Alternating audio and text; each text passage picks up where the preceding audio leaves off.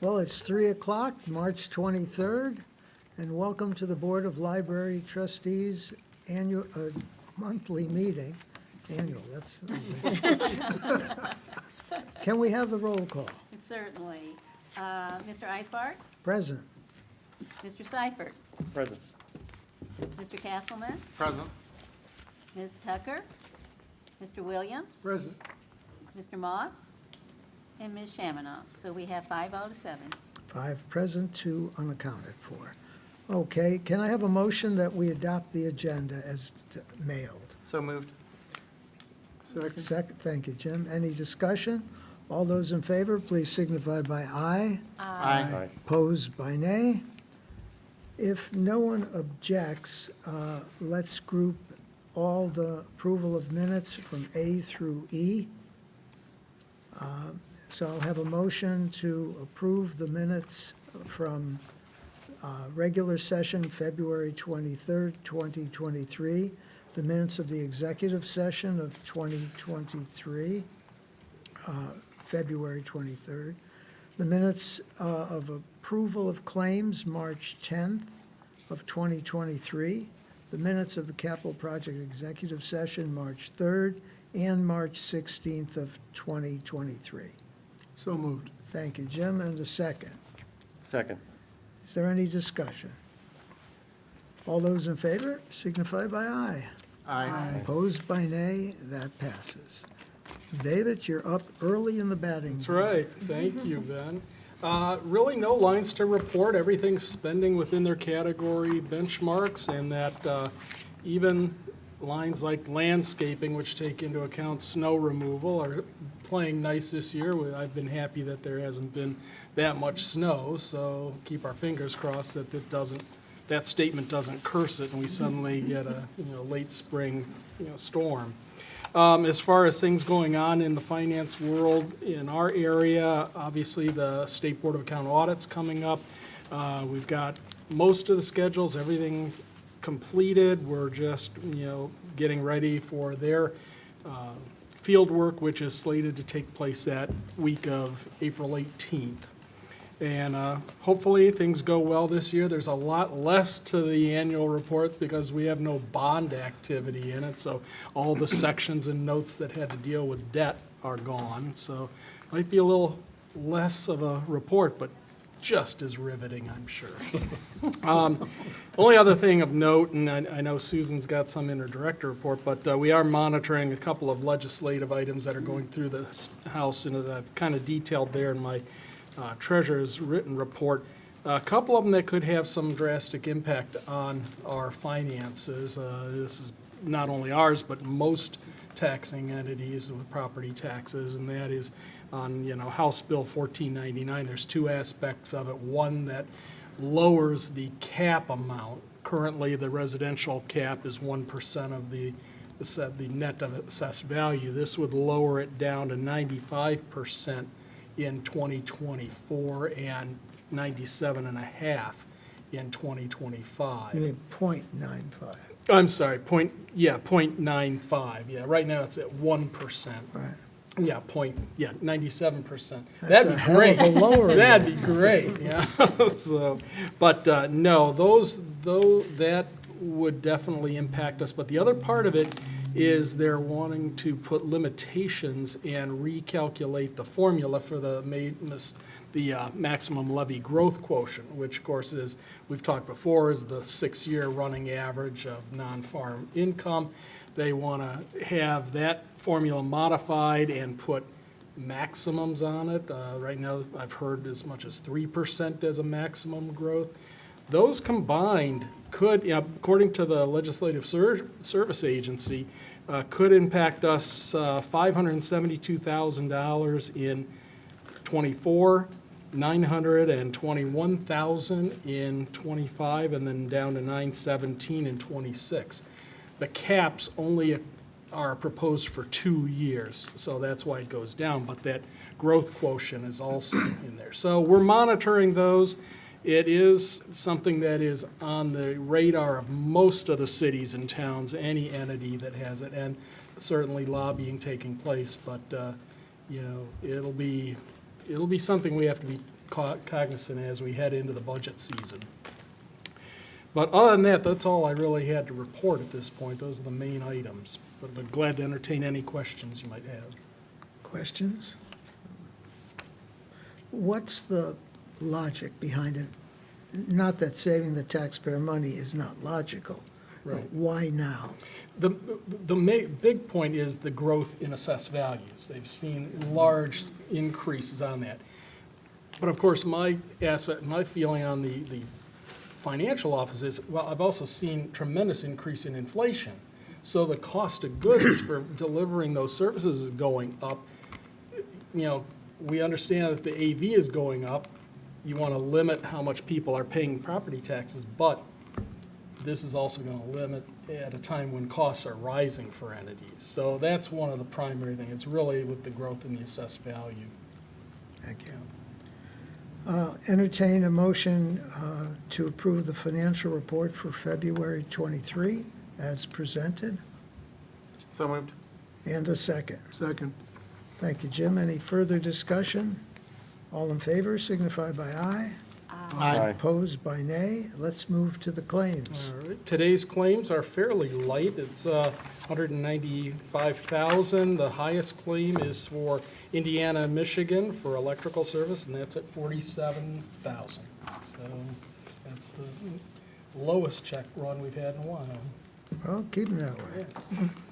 All right, any questions on the claims? Subject to audit, can we have a motion to approve the claims? So moved. Second. Thank you, Marty. Any further discussion? All in favor, aye. Aye. Opposed by nay. They'll be coming around. Okay, now we get to the meat of the meeting, media reach. I'll give a little introduction. So when Aja interviewed with us for the position of Director of Communications, one of the many things that impressed me was her strategy and approach toward earned media and her methods of evaluating its effectiveness and tracking it. So she's going to give you an update on what that's been looking like here at ACPL. Thanks. Yeah, so working with the media relations is obviously part of my position. And so I kind of geek out when we start talking about the media. So I'm excited to share with you a little bit about our successes. This library, our local media really loves this library. We have a great reputation, and it's easy when we have such quality programming and great services to tell that story to the community. But, you know, it does require some, strategy and approach. So I thought I would just tell you a little bit my approach and then some of the successes that we're seeing. So the first thing I firmly believe is that the media tells our story for us better than we ever could. They give a legitimacy that we can't buy. You know, it's you can only do so much with advertising. You need the local media's voice telling your story. So that relationship and that interchange is really important to us. I also think they can't tell stories that they don't know about, so it's important to push that information to them on a regular basis. And so I send out each week, the goal is at least 2 pushes to the media, hoping that they'll pick it up. Our media is very kind to us. So that could be things, events that are coming up. It could be human interest type stories. It could be advisories to have them come cover something that we have going on here. We try to keep a good mix.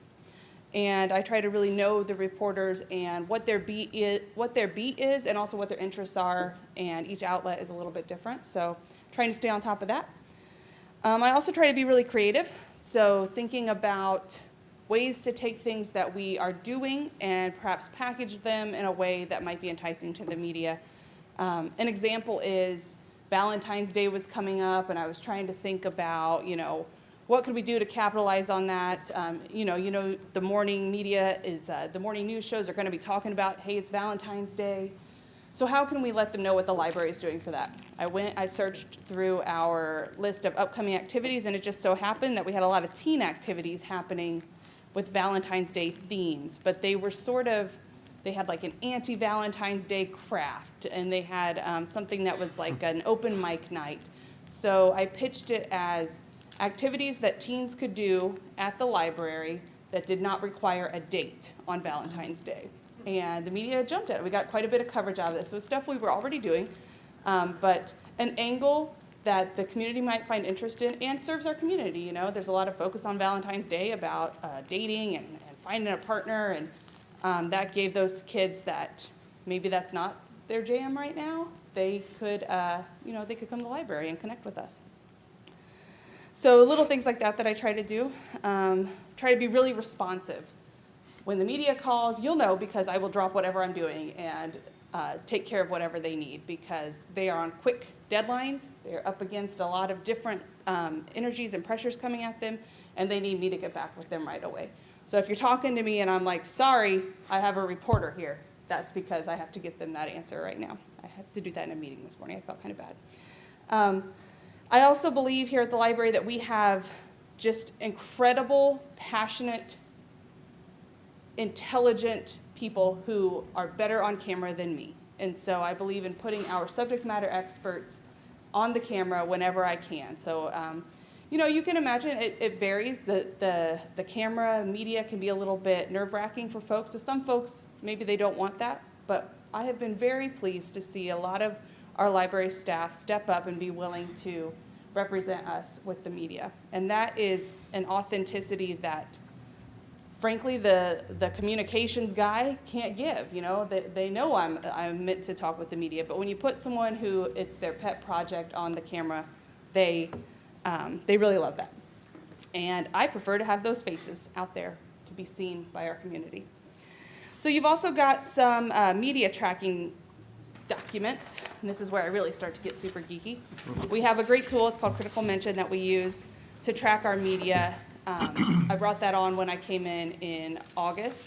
So we've been tracking since August, but we could do some tracking even beyond that. So I gave you the full year for 2022 of our media connections that we had. You can see, if you look at, so I'm on annual report 2022. So mentions by sentiment, that's neutral, positive, or negative sentiment. Now it's a computer algorithm that feeds that out, so it's looking at the words that were mentioned in the story and are those a more negative or a more positive connotation, and then it spits out a sentiment number. I go through and I individually check every negative comment because I don't believe that people are really talking about us negatively. And what that means is if it is us doing our mission work. So an example is we had a lot of coverage last month about the city's homelessness meetings that they were holding here here in the library. And so because that word homelessness, the computer algorithm reads that as a negative comment, it was applying a negative sentiment to that story. I don't believe that that's the library in a negative focus. That's not a negative sentiment towards the library. That's the library doing its work, being a place for community discussion. So that switches to neutral in my head. So I would switch that manually. Publicity by media type. So we had last year $22 million and some change worth of media value. This is what it would have paid for, what it would have cost for us to pay for that amount of exposure in advertising dollars. So it is our earned media value. $22 million that we got from our local media covering us that we didn't have to pay for. Well, I had to pay for, me and all the other things that come with having a staff, but still, we earned our money. Mentions by country, I just like to see kind of where we get. We can pretty much attribute almost always any international focus that we get, any international coverage to, what do you think? Genealogy. Genealogy, yeah. So, What thank about you, Kurt radio? and crew. Asa, what about radio reading? That's supposed to go around the world. We do get quite a bit from ARS, from Audio Reading Service, yeah. We get a lot more national reach, so I can drill down on this to nationally where we get coverage as well, and we get stuff from Nebraska, all over, and it's ARS usually there, and genealogy also. But if we get international, it's probably that some international genealogy publication has picked us up. And they do pretty regularly, actually. What's important to me is the publicity value, but also this chart here that is mentions by time, because what you want to see, you're always going to see peaks and valleys, right? You know, you drop a big news story, it's going to get a bunch of hits. You're going to have a peak. It's kind of a quiet month, or, you know, for whatever's going on, something else is dominating the media. You might have a valley. But overall, you want to see it consistent. You want to see that you are consistently in front of your local community from a media perspective. So I'm really happy when I look at this. We had peaks and valleys last year, but when I look at August, when I came on, I'm really happy to see that we've been able to maintain a consistent presence in front of our local media and thus in front of our community. So that's the annual report. And then I thought I'd give you a snapshot year over year. So I just pulled February's report from 22 and February from 23. So you could just see how I'm looking at on an annual basis, but also on a monthly, month over month. I look at the thing daily, but so that I can always make sure that we're not falling short somewhere. That if maybe it's looking like things are running a little low this month, what do I need to do to try to get us a little bit more exposure out in the community? So you can see February 22, we had 66 mentions. We had $120,000 media value. February 23, we had 168 mentions and 438,000 in earned media value. So I'm happy to see growth there, and that's what I always want to see. First of all, I want to see that we're maintaining presence, and then I always want to be ticking us up. I mean, they'll always reach a saturation point, but we are certainly not there yet. And so I am happy with how we're performing. I believe that we are in front of our community with lots of diverse stories. Just this week, I pulled just the last couple of days. We are showing up in Greater Fort Wayne Business Weekly. We've got 4 mentions in the Journal Gazette. We're in the Chicago Daily Herald. We're on FFT, Wayne, and we're in the Waynedale News just over the last couple of days. So I'm happy to answer any questions about the approach or the data, or if there are other data points that you would like to see at some point. Just want to make sure you all feel confident that we are leveraging that access to the media in the best way possible so that our community can know what we've got going on. Why would someone from somewhere else pick up on ours? What are the kind of activities that are picked up? You mean like outside of Allen County? Well, we talked about audio reading service, so that is the reach of just simply other entities may use our services, so they tell their communities about our services. Genealogy is a really perfect example of how far the reach can be, because we are amongst the top tiers of experts in that field, and so when they need a quote, they might go to Kurt for a quote for a story that is a more international story. But Kurt, I mean, I don't know if you know this about Kurt, but he's kind of like a celebrity in that world, and so he always, I'll see him just pop up. Also, we get a lot of questions from outlets, and it's not really just genealogy. It can be a lot of different topics that learn about services or things that we are doing here, and they reach out to us for comment. They want us to provide quote or photos. We were just on Main Streets, the PBS show Main Streets. They did a great feature. So part of that is what I'm pushing out. Part of that is simply what we as the Allen County Public Library are as an entity that people know has great stories and great programs. And part of it, frankly, is Fort Wayne, and just Fort Wayne being one of these sort of communities that people are talking about. And so people are looking to cover Fort Wayne generally, and when they look to Fort Wayne and what are the gems of Fort Wayne, the library often comes up to the top of that list. Can I add to that just for one moment, Aja? You touched on this. Visit Fort Wayne is huge in getting the message out about what's going on in Fort Wayne, that we are up and coming, we're a place to be, and in those pitches to various travel publications, we are always a part of that appeal to come to Fort Wayne. I mean, something really cool that kind of shocked me when I was during October. Let me think of if I can get all the details right. The Travel Channel has a segment of their, help me Kurt, is it Mysteries at the Museum? Yeah. Mysteries at the Museum, where they talk about the spirit photo, the Lincoln spirit photo. And because, spirit photo is kind of spooky, so during October, that piece must have ran probably 10 or 12 times. on the travel channel. So talk about national exposure for the Allen County Public Library. That one segment that was recorded years ago, we continue to get national reach from that. All of that, anytime our name is appearing, even if it's just the location for another group's event that's happening here, all of that is reinforcing to our community that we are a place that they can access, that has programs and services that are of interest to them. And then I try to use my energy to talk specifically about the cool things that maybe people don't know about us. We just did a story. This is what I love about our team here.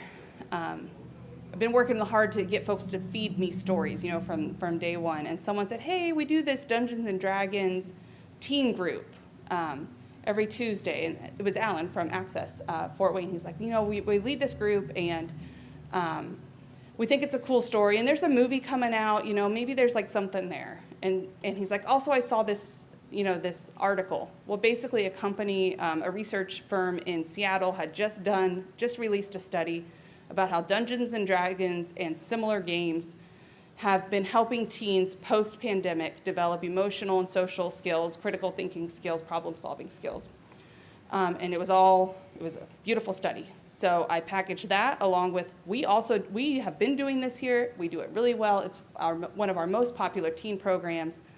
I'd love to hook you up with one of our staff for an interview. And I pitched that to a local outlet, and they were out here on Tuesday. They did an extensive story, and that'll be running on WBOI. I think she said sometime next week. I think they're in their fund drive right now, so once they get all that wrapped up. So that's just the cool kind of stuff that happens when you really approach it from, we want to tell our story, we want to be out in the media and have that intentionality behind it. Help me understand the negative, the orange color, whatever that is. Yeah, And okay. how do we learn from that? How do you differentiate what's an algorithm versus a real criticism? Or So I can see the actual clip that ran. So the tracker will pull the actual news article for me or the actual video clip, and then I can watch it and review it. And I can apply, you know, was this truly negative sentiment or not? And so it's a manual process. I have to go through each one of them and look at them. So that's why if I were to apply, so okay, let's look at February. February 22, I didn't take the time to go back and look through the 66 mentions. I would guess those, 20% that are negative, I would guess they probably aren't really negative. They're probably neutral or actually positive. It's just the content of the story had enough words that a computer algorithm deemed to be negative. So if there's something, here's a good example. There was something about a Civil War. We did an exhibit in the Roland Center on Civil War soldiers. And so Civil War appeared several times in that article. So the algorithm said, that's negative. That's a negative sentiment. But it wasn't a negative sentiment. Us having an exhibit at the Roland Center about Civil War soldiers is a positive thing. That's us doing our mission. So that's me looking at that saying, this is not negative, this is positive, and marking that as positive. If it marks it as positive, I leave it alone. Moral of the story, don't always trust the algorithm. Correct. Yeah. Yeah. But let's say you've looked at it and in fact it is negative. Mm-hmm. What do you do with it? Well, the great thing about the tool and me checking it often is hopefully I would catch it before it would become like a major negative. So that's one way I use this tool, is to try to get in front of anything that maybe is happening that we don't know about. If negative press were to hit, knowing about it is the most important thing. And then figuring out, is this something that needs us to respond to it? Is this something that do we have the prepared statements, or do we need to draft those statements to be able to be responsive to this? It's the media. You can't control what they say. You know, you can't control if they report a negative story. But we can at least learn how they when and how they chose to report it to us, and also, or how they chose to report it to the community. And we can try to reach out. We can say, you know, would you be interested in our comment or our take on this? But yeah. it happens, hopefully very rarely, that we have negative press. Okay, any other questions or? Thus far, I will say thus far since I came on, I have not had very many come across my desk that are negative. Now, what's not in here is social media, and I actually don't know if I've had a single media outlet report something that I would say is actually a negative report. Occasionally we get questions or conversations on our social media, and we have human eyes on social media. Kara on my team manages that, so she's watching that all the time, looking for potential So we could negativity have that could go viral. we could have a similar diagram for social media? Not quite to this level of detail, because we are somewhat beholden to the limitations of what can be reported from social media. We can hook up our Facebook and Instagram to this. It will pick up, right now it's picking up sentiment outside of our usual streams. So if there were to be something on social media that went fairly viral, the media tracker would pick it up. But we've not connected it to our social media yet. Can we? We can. Should we?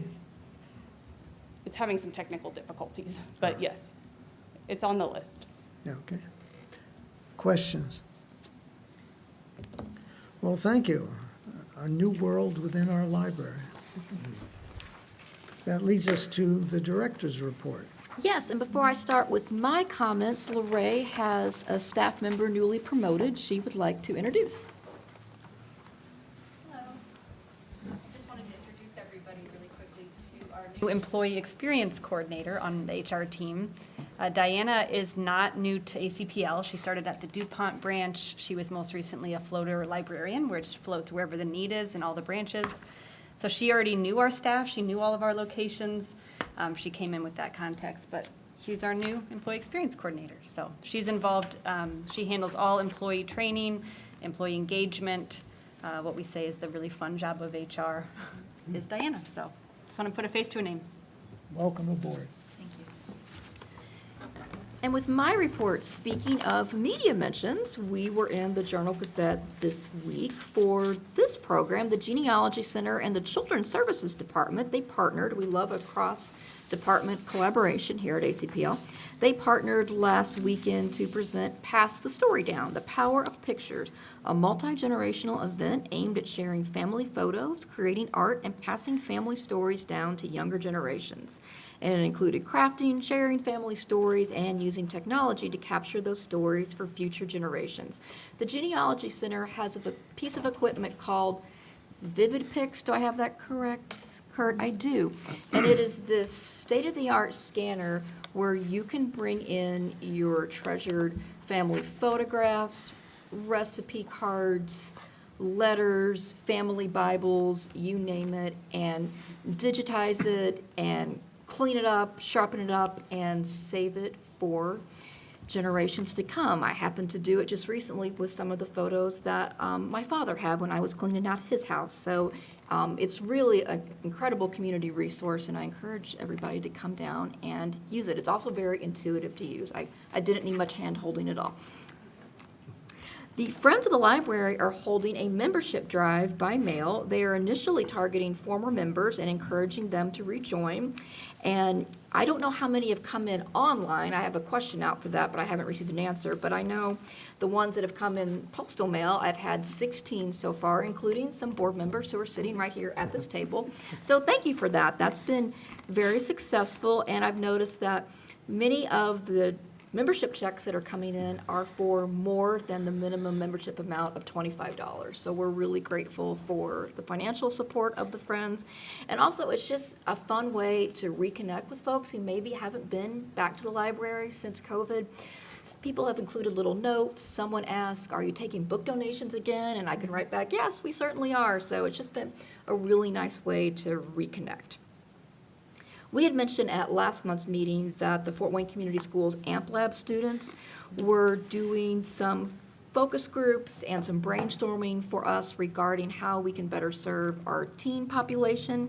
And they will be coming back next week to present their findings and their recommendations regarding library services for teens. So we look forward to hearing what they have to say.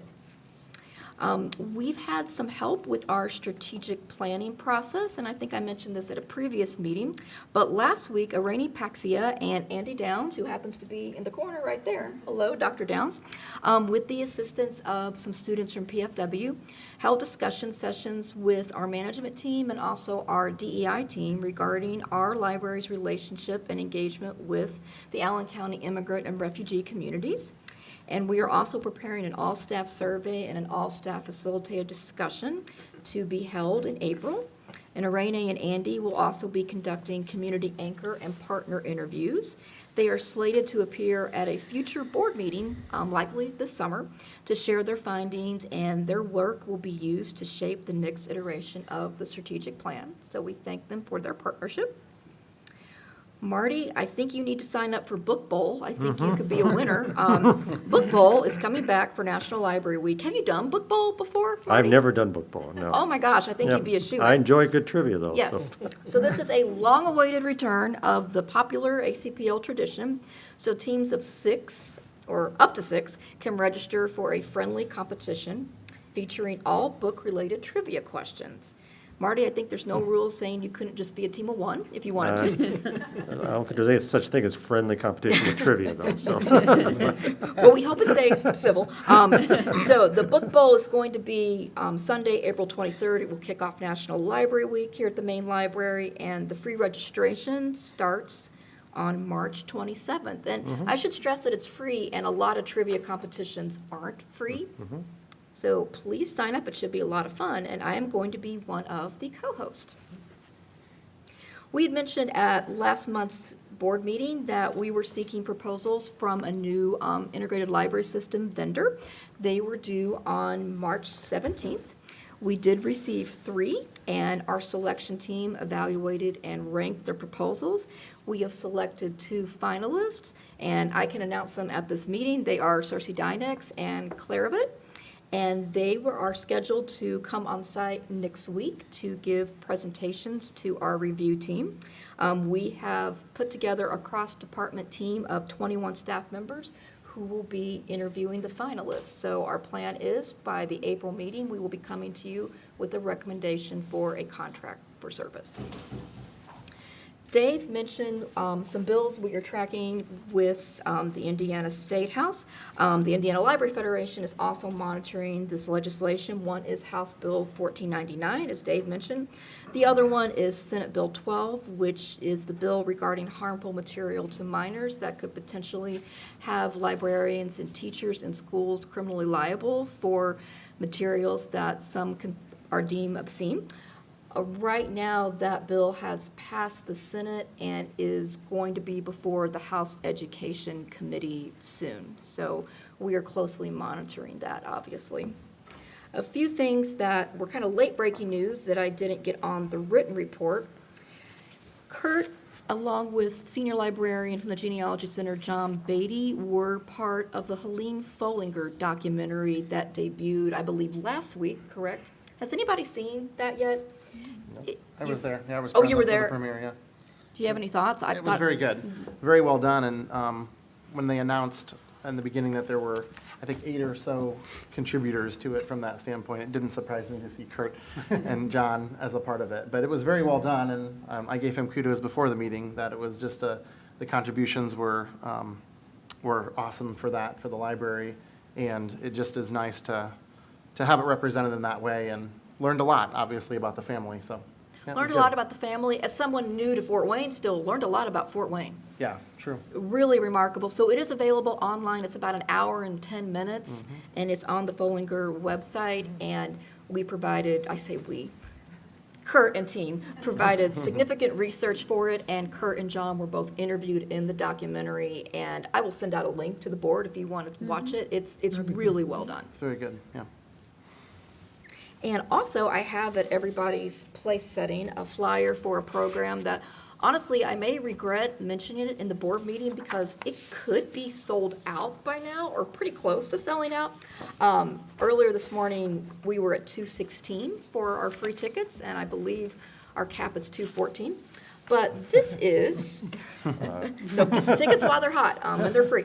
So this is Sarah Stewart Holland and Beth Silvers, and they are co-hosts of a very popular national podcast called Pantsuit Politics, a different approach to the news. It is about a nuanced and civil approach to political conversations. They're referred to as America's political therapist. In addition to their podcast, they have 2 books out, the most recent being Now What? How to Move Forward When We're Divided About Basically Everything. And their first book was I Think You're Wrong, But I'm Listening. The books are excellent, and they have a very big fan base across the country, and they have been promoting this appearance at the library here on Wednesday, April 26th at 6 o'clock, part of National Library Week. Tickets are going really quickly, and their visit is being made possible by the very, very generous support of the Friends of the Allen County Library. So if you have not gotten your tickets yet, clock's a ticking because it really is filling up, and we encourage you to come.